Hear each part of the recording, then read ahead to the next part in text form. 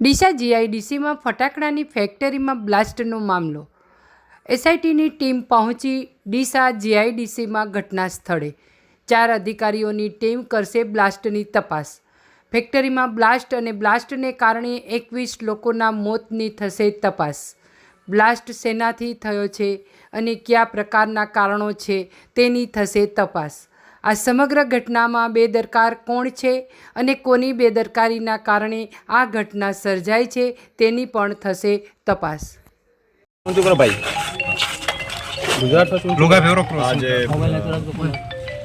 ઘટના જે બની છે જે દુર્ભાગ્યપૂર્ણ આપણે બધા જાણીએ છીએ. તપાસ માટે રાજ્ય સરકારે સ્પેશિયલ ઇન્વેસ્ટિગેશન ટીમની એક રચના કરી છે. એમાં મારી સાથે વાઘેલા સાહેબ છે, વિશાલ વાઘેલા ડીઆઈજી છે, પોલીસમાં આઈપીએસ ઓફિસર છે,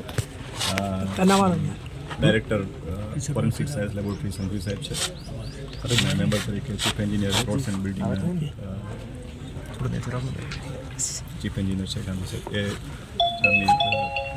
ટીમની રચના કરી છે અને આજે અમે એની સ્થળ મુલાકાત આજે અમે બંધ કરો ને ભાઈ કરવામાં આવી છે અને પ્રાથમિક વિગતો મોબાઈલ બંધ કરો કોનો છે અને આજથી જ